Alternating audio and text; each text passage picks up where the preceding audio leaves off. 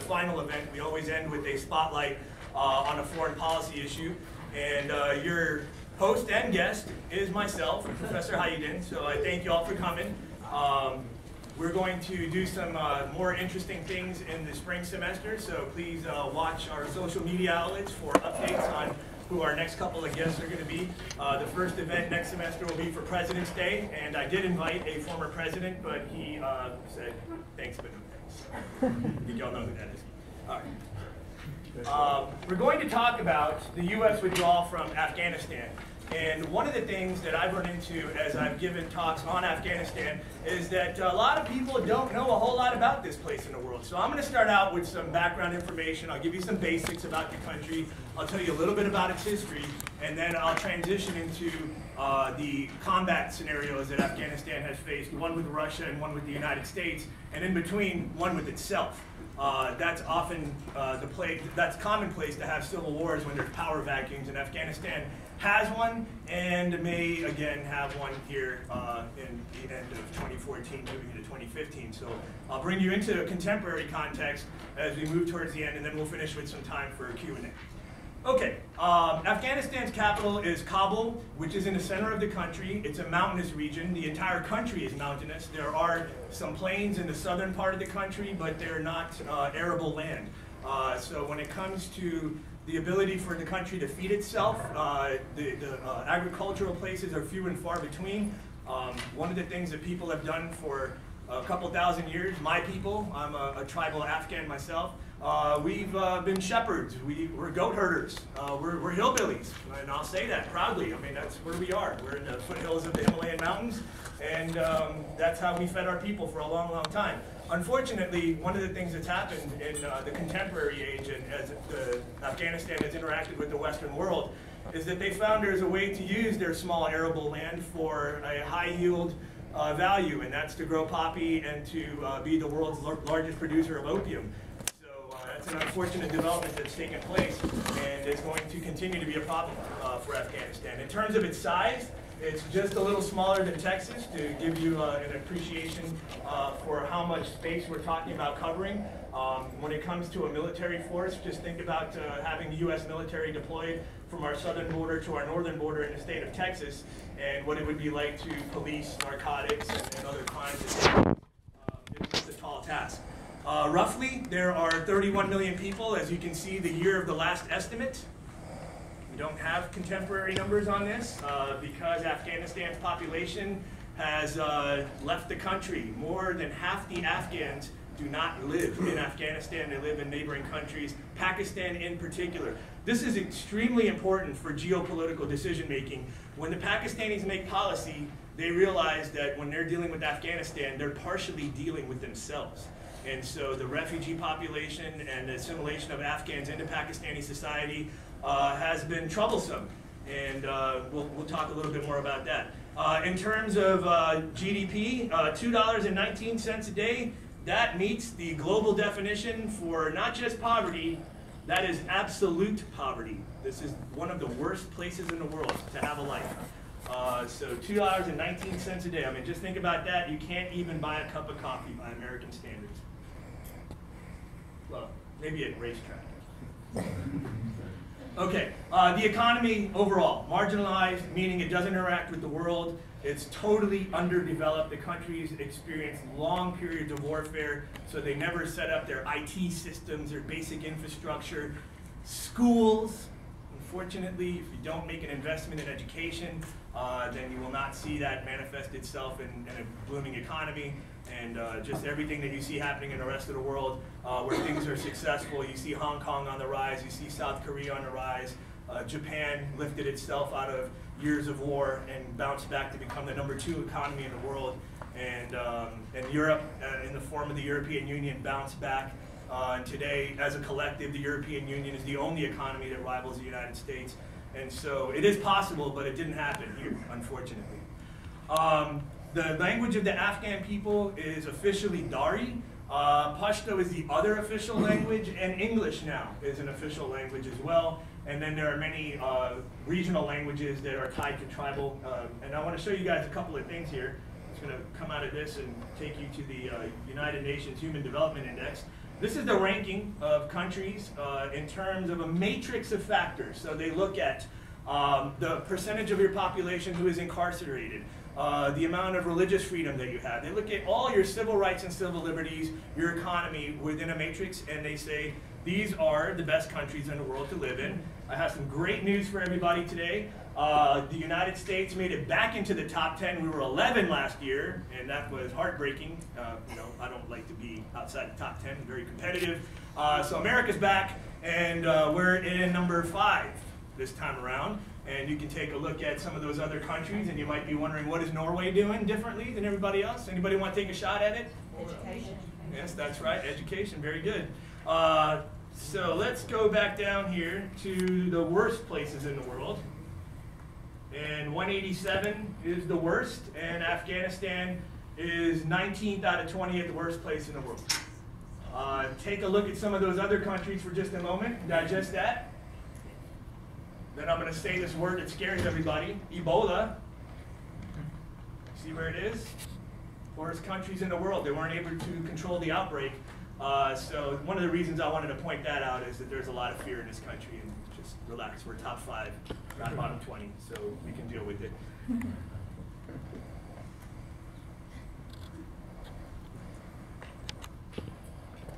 Okay, the geography of Afghanistan is extremely important. Many of my students are studying geography at this point in the semester because we're studying foreign policy. And you gotta know that this is a rough neighborhood, everybody.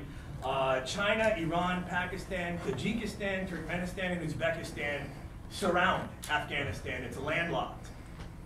And officially, China and Pakistan have detonated nuclear weapons, so we know that they have them. Iran is on the rise to becoming a nuclear power. It's not one yet. And I thank Professor Salimi for reminding me that you can't just put Iran on the list. But I did put Iran on the list because it's important. I went to see Dr. Robert Gates and Leon Panetta, who are the 2 former CIA secretaries and 2 former Secretary of Defenses when they came to SMU. And a student asked them, sir, you know, you're out of government and you've been in the intelligence business and you've been in the foreign policy business for a long time. These are career people. They're recognized as experts across the aisle. Both men served multiple presidents across political parties.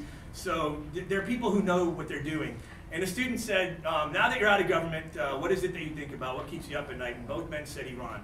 And so I put Iran on the list. They're worried about it. We should be worried about it. Okay, the ethnic composition of Afghanistan. I am a tribal Pashtun. As our people proudly say, you can't be of mixed heritage, so I am 100% Pashtun. I think that if I leave that part of the world, I don't get to make that claim. My cousins don't make that claim anymore. Our kids certainly aren't going to be 100%, but maybe I'm the last of that dying breed that left. And the people that stay behind, they tend to marry within their cultures. So you don't have a mixing of Uzbekis and Tajikis with Pashtuns. The Pashtuns are the majority of the country. The Pashtuns make up the Taliban. The Pashtuns exist on both sides of the border here, and I'm just going to point that out for you real quickly. This area right here, I'm going to talk about a little bit later. This is northwest Pakistan, and this is Baluchistan, which is a state inside of Pakistan, entirely made up of Pashtuns in the north, and on the western border, it's a mix of people, but Pashtuns dominate in that part of the country as well. Partially because they are that displaced refugee population who didn't want to join the Taliban and they ran away. For those of you who were here a year ago, we read the book, In the Sea There Are Crocodiles, and it told the story of a young man who ran away from life under Pashtun tyranny. And that's the case now as the United States has implemented a transitional democratic government. They put a Pashtun there. I think you may have seen a picture of Hamid Karzai. Anybody? See the resemblance maybe a little bit? You can see a Pashtun coming a mile away. We've got a wide nose, we've got big ears, our hair goes early on. Anybody want to take a guess at why we have these particular tribal traits? If we lose our goat, we can hear them and we can smell them. Because it's cold up there and you don't always have good visibility. So over time, our bodies adapted. We're also short and stocky, and we eat a high-protein diet, and we retain fat very easily. All of these things happen. They don't work for me because I grew up in Florida, but I can't deny my genetics. But you can see the Pashtuns, they are distinct in the Afghan population. The Tajiks, the Uzbeks are the northern Afghans. As you can see, they're tied to other countries, other states here that are part of the former Soviet Union. And one of the things that's interesting is about this ethnic connection between the former Soviet Union and Afghanistan is that the Soviets would use this as an excuse to invade, which is what they're doing in Ukraine right now.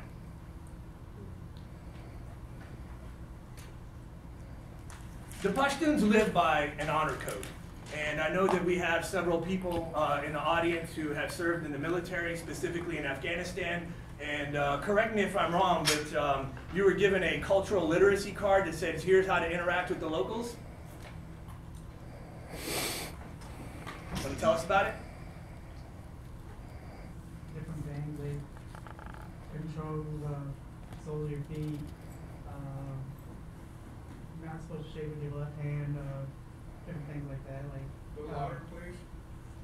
He said, do not shake anyone's hand, do not extend your left hand to shake. That's taken as an insult. That means you don't recognize that person as a human being. They don't have dignity if you do that.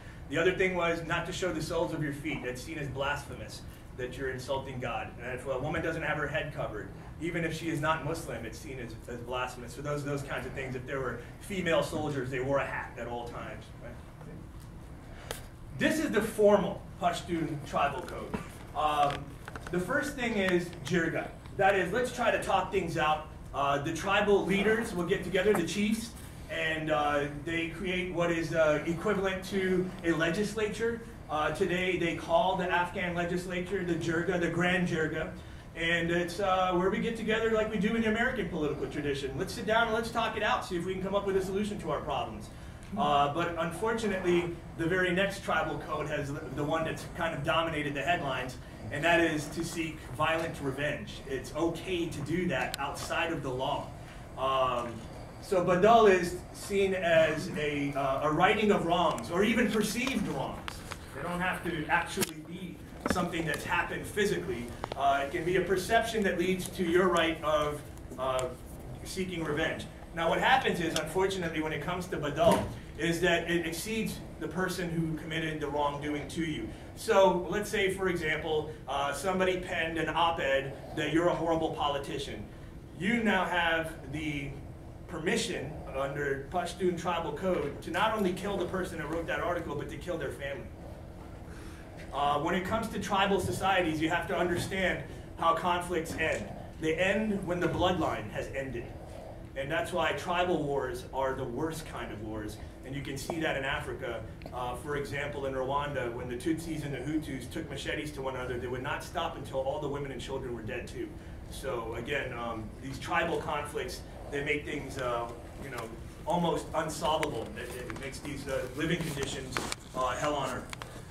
Now, let's stop talking about negative things. Let's talk about Namaste. This is perhaps one of the things we're most proud of in our culture, is that everybody is family. If you ask for refuge, I will feed you, I will clothe you, I'll give you a place to stay inside my home, no questions asked. I will treat you like a member of my own family. And we feel this way about all Pashtuns, but not only that, we also feel this way about all people, including a guy who found himself in some trouble.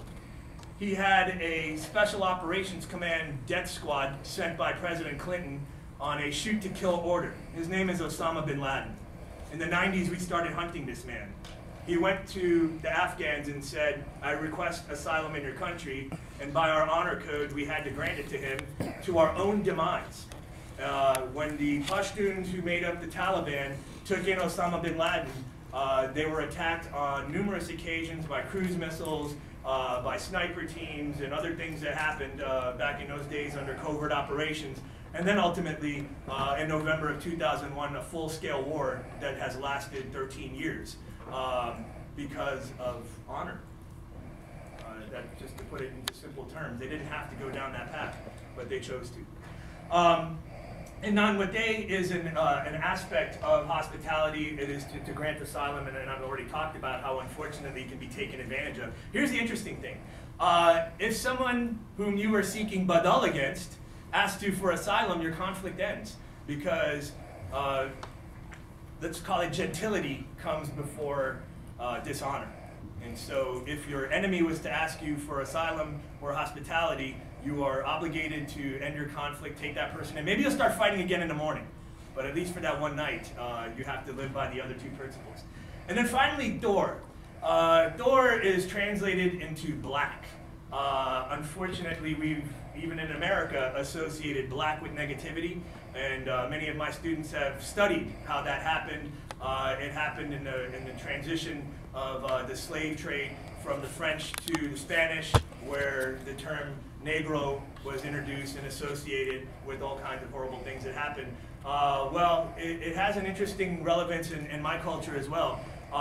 We use it specifically for those people who commit sexual crimes against children or adultery. And I have here for you an example of what happened to a 24-year-old man who engaged in an affair with a 24-year-old girl without her father and his father's permission. I'm blocking it for a reason, because it's horrible.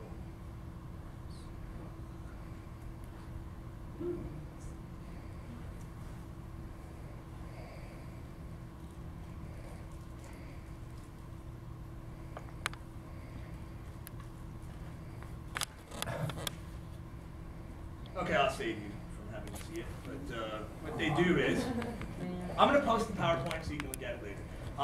What they do is they bury you up to your shoulders in the ground, and then your family first, and then the person who has had a transgression, their family comes next with giant boulders, and they drop them on your head. They don't throw them. They just drop them on your head until they've smashed your head in.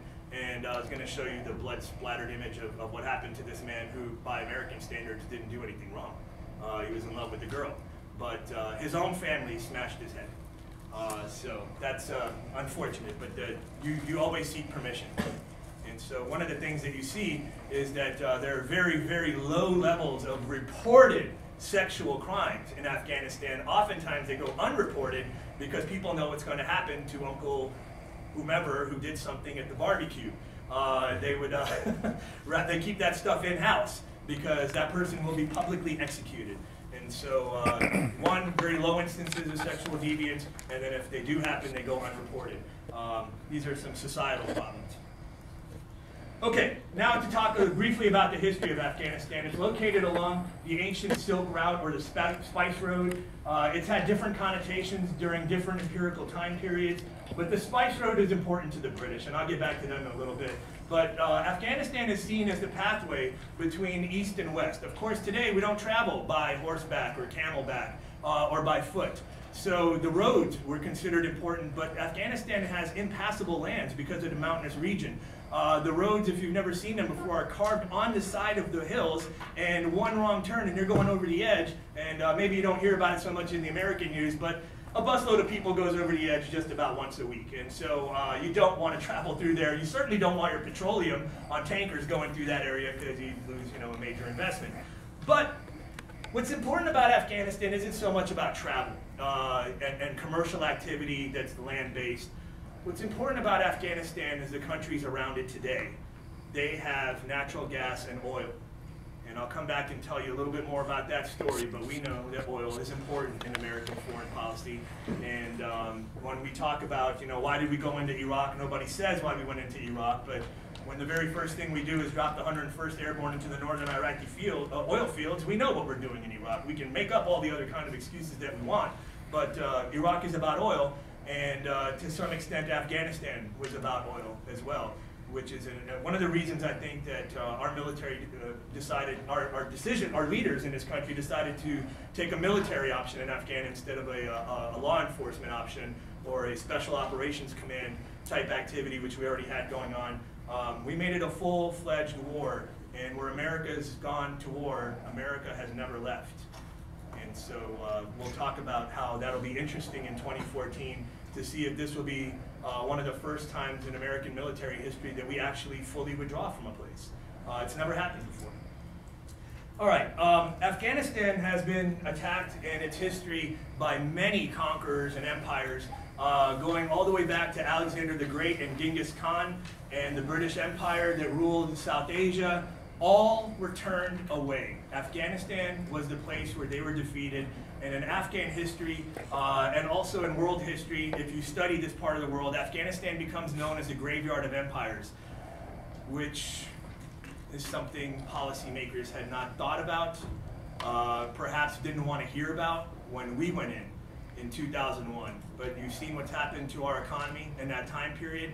Last Wednesday, the report came out that the United States has spent $6 trillion in the war on terror. That's half the deficit was created by the wars of 2001 and 2003. And so our economic empire, to some extent, you could say, meant a demise here. And of course, America's going to bounce back. I don't have any doubts about that, but just look at the troublesome decade that has passed. And there was a historical lesson here to avoid that, and we chose not to.